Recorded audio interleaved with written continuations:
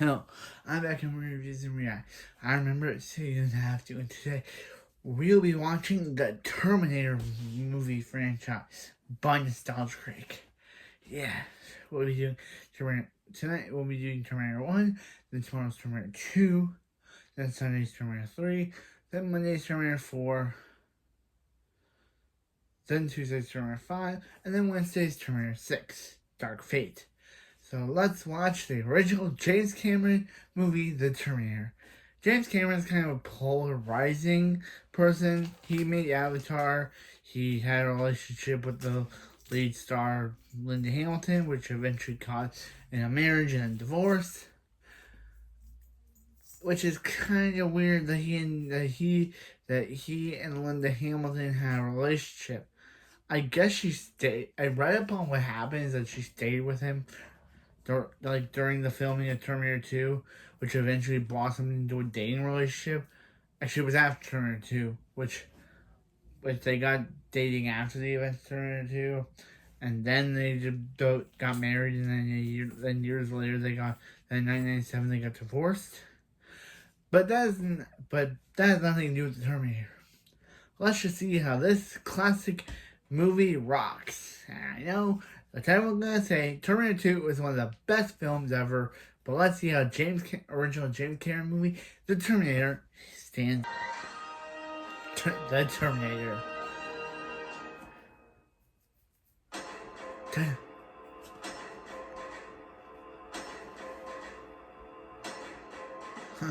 Terminator month. Hello and welcome to Terminator Month. Nader, it's a working title. Like a lot of you, I have had a fascination with these movies. From the first two entertaining and groundbreaking films to the other ones. But To those the first other two one. films left such an impact, it's hard not to still be invested.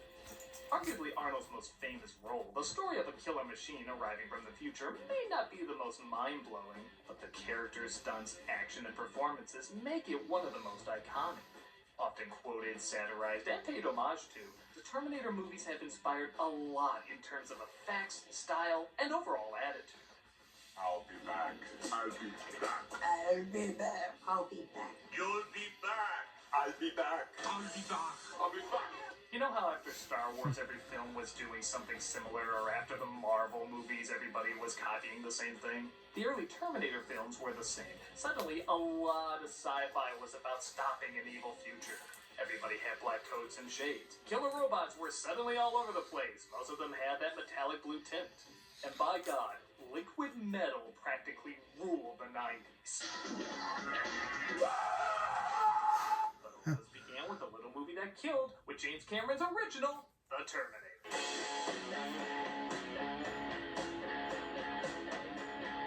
Released in 1984 on a budget of only $6.5 million, Terminator was a surprise hit that surprised nobody more than its main villain, Schwarzenegger.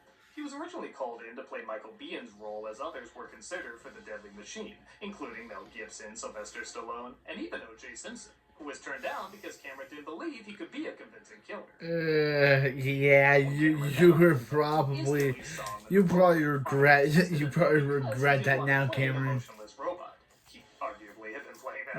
Saying that he couldn't be a convincing killer, and then he became O.J. Simpson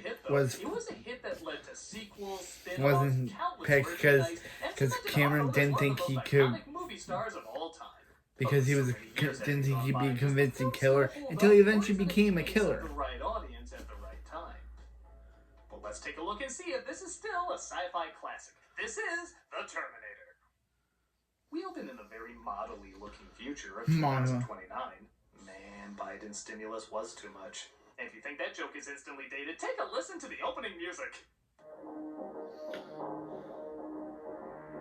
So, one of the interesting things about the Terminator films is they're mostly timeless. There's little hints of the time period it was made in, of course, but for the most part, you can put on any of them and not guess right away when they were made. Except for this one. The 80s is dripping off this like a Reaganomics episode of He-Man. But it's surprisingly not a bad thing here. The part of the 80s being focused on is not as much the bright colors and upbeat songs. It's more the dark, gritty, rebelliously unshaven side you don't usually see as much in the 80s section of Halloween stores. It fittingly adds to the film's atmosphere rather than distracts. The opposite of flicks like... Who's listening? New Kids on the Block. We take place in the 80s! Okay, God! Yeah. Whoa, I'm a black guy in a film about a killer. I know what happens to me. Wow. Yo, Weather calls for Arnold still looks 60% good. Austrians. Oh, with say a 100% with chance. a with a Mr. Freeze face covering over his privates. You approaches a street gang led by Cameron's favorite Bill Paxton, who I think is challenging him to a gap off. Fuck you, asshole! Game over, man! Not gonna lie, I always liked to think he went home and became Chet, making Weird Science an unofficial sequel, and I would argue the most diverse of the Terminator films. This boy talking on the telephone, man. What the hell? Goddamn, we know there's a telephone. I wouldn't win that argument, but I'd make it just because it's funny. Once he gets covered up, another visitor from the future arrives, Kyle Reese, played by Michael Biehn. One of the things I immediately enjoy watching this again is how much like an 80s comic book it is. Sometimes it's a little jarring, like Arnold punches a guy and it awkwardly cuts to him just on the ground lifeless. But if you imagine the angles and cuts like comic book panels, it really captures that 80s style of, what's a good name for it? Dirty shadows. Yeah. I like that. Kind of sounds like a Tim Burton porno spoof.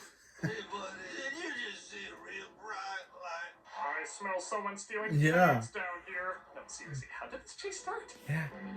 He's like, oh, here's some parents. Stop doing that. To Sarah Connor, played by Linda Hamilton.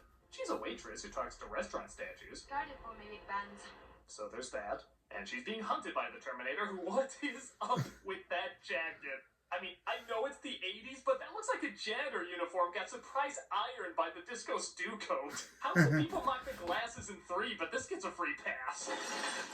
While Soft borrows a ride, we're shown that Sarah doesn't exactly have the world's greatest job. Look at it this way, in 100 years, who's gonna care? 100 years I later. still feel bad about that ice cream thing. Strange thing to think about being a skull. The Terminator enters a gun shop ran by, Dick Miller. That's nice. I rarely see him in cult 80s movies. Uzi 9mm? You know your weapons, buddy. Any one of these is ideal for home defense. You know, I've never owned a gun shop, but is it safe to show off your gun so close to the ammo? See you in Gremlins. He loads up and gets ready to axe off every Sarah Connor in the LA area. Sarah Connor? Yes. See ya. First day she was here, I'm Susan. In fact, no habla inglés. It doesn't take long to figure out there's a few less Sarah Connors in LA today. Brutally shot to death in her home this afternoon. Once again, Sarah Connor, That's your 35, name, dude. mother of 2. This doesn't bother her too much as she gets on her totally not Jetsons shirt. George has read there. They're completely Yeah. different people. And gets a Yeah. phone call They're from completely her- different people. Rip the buttons off your blouse one by one. Who is this? Sarah? I'm not gonna lie, as entertaining as this all is, I am just fascinated by the clothing choices in this movie. Yeah. Einstein tank top. It's like they're getting their wardrobe at the Goodwill for Goodwill. Sarah Ann Connor, secretary, 35, shot 6 times. Meanwhile, at the police station, a detective discusses the impressive pile of Sarah Connors adding up. He's played by Lance Hendrickson, who you may want to thank for this entire franchise.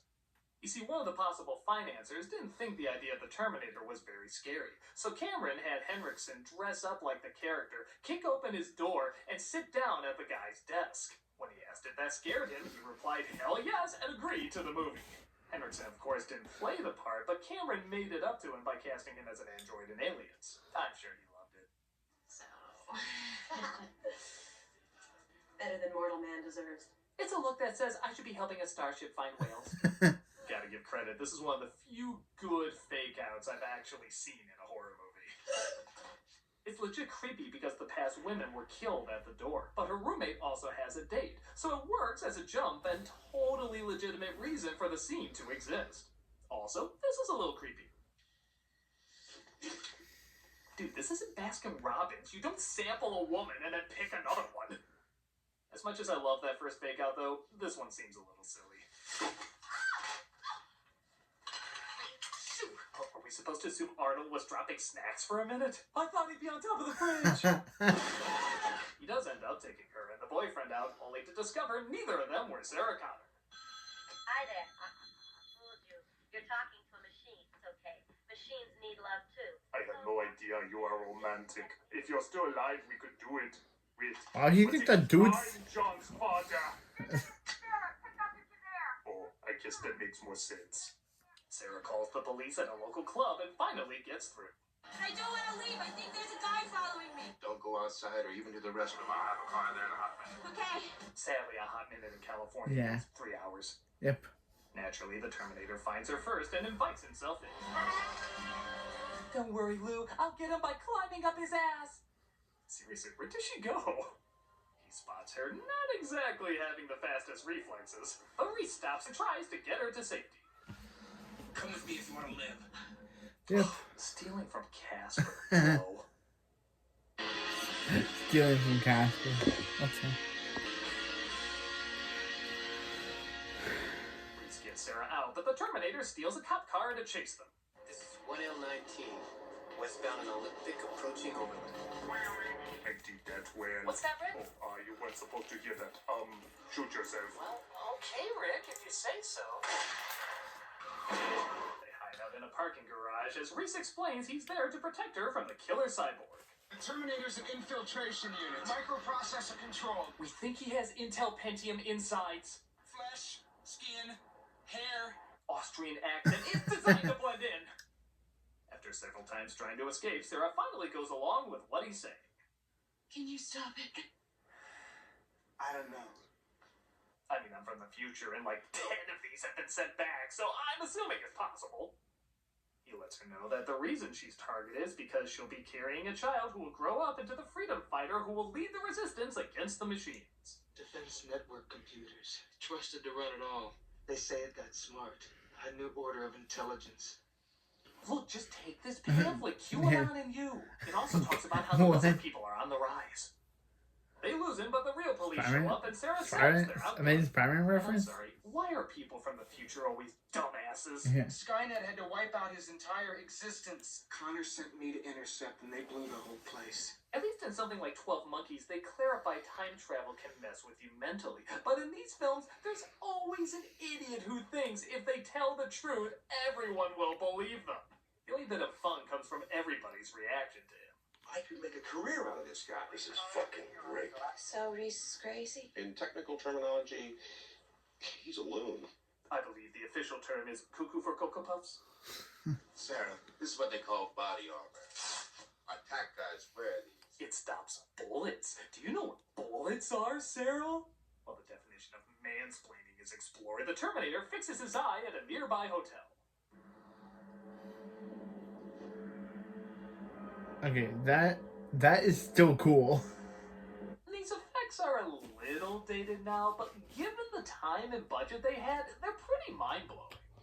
Creating a robotic head that's supposed to look human both close-up and in medium shots was pretty damn ambitious. And let's face it, it still looks better than a CGI rock. I'm a friend of Sarah Connor. This is followed by him entering the station requesting to see Connor. I'll be back. Now they're stealing from Last Action Hero. It's nothing sacred. Of course, this line wouldn't mean much if it didn't have a memorable follow-up. Sorry, sir. The drive-thru's in the back. He shoots up the place, but Reese escapes, helping Sarah get out alive. They hide under a bridge when their car runs out of gas. Cold. Freezing. Being nighttime in LA, it is 70 degrees. He gives her his coat and she mends his wounds as they make small talk. Tell me about my son. How's your eyes? What's he like?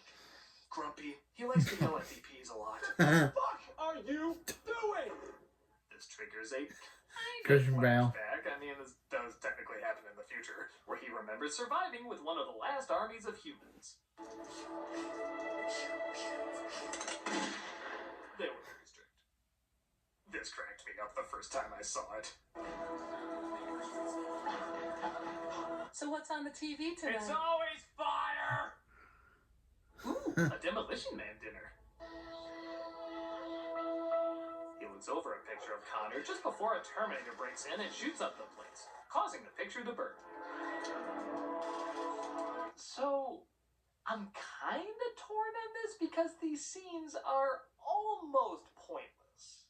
What I mean is, the picture is important because it shows time is a never-ending loop by the end. Which, granted, is nuked pretty fast in the sequels, but a part of me thinks the films would have been creepier if we never saw the future. If it was just these two chasing each other, we saw the machine at the end, and we had to put together what the future looks like just based on this image, our imaginations could fill in how terrifying it could be. However, with the semi-low-budget look, showing the future does help legitimize it a bit. No matter how convincing BN is, it could still come across as cheap if Armageddon was only based on his performance. It's a moot point because you have to see it in the sequels anyway, but I always wondered if it would be scarier if the future was never seen. Then again, it does distract from odd lines like this. I was dreaming about dogs. We use them to spot Terminators. And we occasionally watch them instead of TV, though sometimes the fire really was on fire. Just as they find themselves a motel, the Terminator is leaving his, leading to easily the funniest scene in the movie. Got a dead cat in there or what? Fuck you, asshole.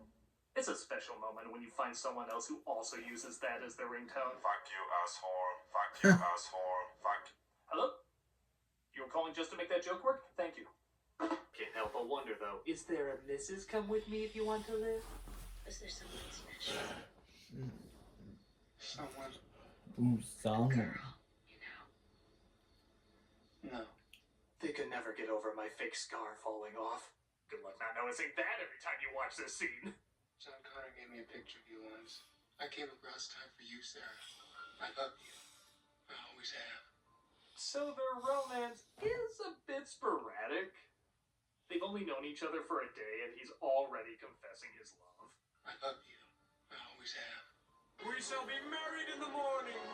But the adrenaline of the situation, I a guess, chance to kind of reference. fuels it. Though looking at a picture every day saying one day I'm gonna bang my commander's mother still comes across as a strange meet-cute. They share a night of passion, but the Terminator finds them pretending to be Sarah's mother. I love you too, sweetheart. To be fair, a lot of women think their mothers are emotionless machines. However, they steal a car to escape, outwitting it.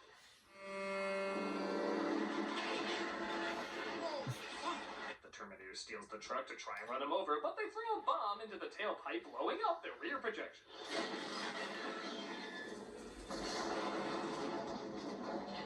One of the great things about Cameron movies is they often have a surprise climax. And it arguably started with Terminator, as it really feels like the fight is over. They even showed off what you would assume was left of their effects budget. But that just makes it all the more terrifying when this happens. When he comes back as an extra. When he comes back as a. It's freaky as hell when you discover not only is it not dead, but it's a metal skeleton with an evil brow. An evil brow like one of the skeletons from Army of Darkness. What kind of sicko machines would put that on there? Though, okay, the stop motion does take down the fear factor a little bit. Kind I of true. love the creepy movement stop motion usually has, but this moves like Jack Skellington just discovered eggnog. It's a little silly looking. Have you heard the good news? Skynet saves. You replaced my penis, how kind. Mind him do that. Usually. I'm getting the feeling of coming in the gym, I'm getting the feeling of coming at home, so I'm coming day and night. Thus begins the Michael Bean death curse. Don't worry, Mikey, people will know you beat Sean Bean's record someday. But even then, the machine's not dead. I'll buy your legs off! You're a terminated fucker. She finally gets him in just the right spot and smashes him flat. What? Recorded roll. As you probably put together, Sarah is now pregnant with Reese's son, who will be the savior of the future, and, well, there just aren't that many mommy books about that. What did he just say? He says even though he's 4'0", he's somehow got a high-angle picture of you. He said there's a storm coming. I know. It's the box office returns for Dark Fate. It's the box office returns for Dark Fate. And that was The Terminator. It's very 80s, but it's very awesome. When you consider one of the most expensive films of that decade was Rambo 3 at $63 million, and this only cost $6.5 million, it's amazing this film turned out as well as it did. I have no problem believing Arnold is a killer machine. Cameron even said the accent added an almost synthesized quality, like the machines hadn't quite gotten the voice thing figured out. The characters aren't Shakespeare, but they're likable enough. Plus, there's so many quotable lines, suspenseful moments, and unforgettable imagery. If T2 is the Fury Road of the series, this is certainly the original Mad Max. More gritty and low budget, but going above and beyond with what they had. Can it be corny? Sure, but that's part of the fun. And it balances out with the more gory and intense moments. It has the charm of a low-budget passion project, but the feel of a big-budget Hollywood epic. It's one of a kind and deserves to be looked at if you haven't already. I'm a nostalgia critic, and Terminator Month Day has just begun!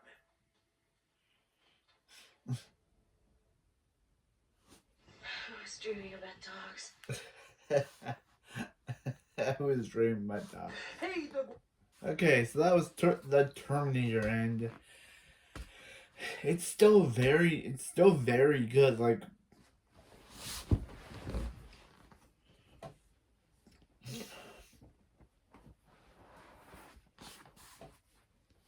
it's still very good. Like, I don't know what to say. Like, I don't know what to say. This film is very high up. It's kind of funny that James Cameron didn't think that O.J. Simpson would be a good Terminator because didn't think he'd be a convincing killer.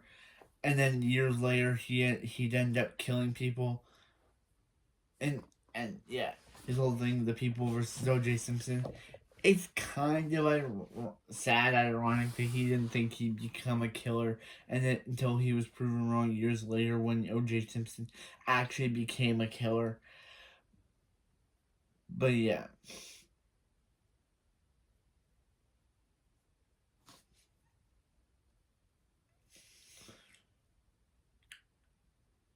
But yeah, that was Terminator. It was very good, and I liked it. But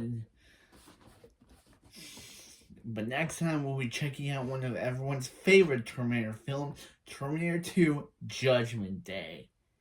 Everyone loves Terminator 2 Judgment Day. They say it's one of the best sequels ever made. It's one of the best sequels ever made, and it's kind of the last time we'd see Sarah Connor as a character until Terminator 6. Because the whole thing of, oh, she died of cancer off screen, Terminator 3. Oh, hey, she's now this is a new version of her who was saved by Terminator 5. And then the original character comes back in Terminator 6. So I don't know why they wait, I feel like Terminator 3 kind of, we'll check out Terminator 3 when we get to it, but let's watch Terminator 2 Judgment Day.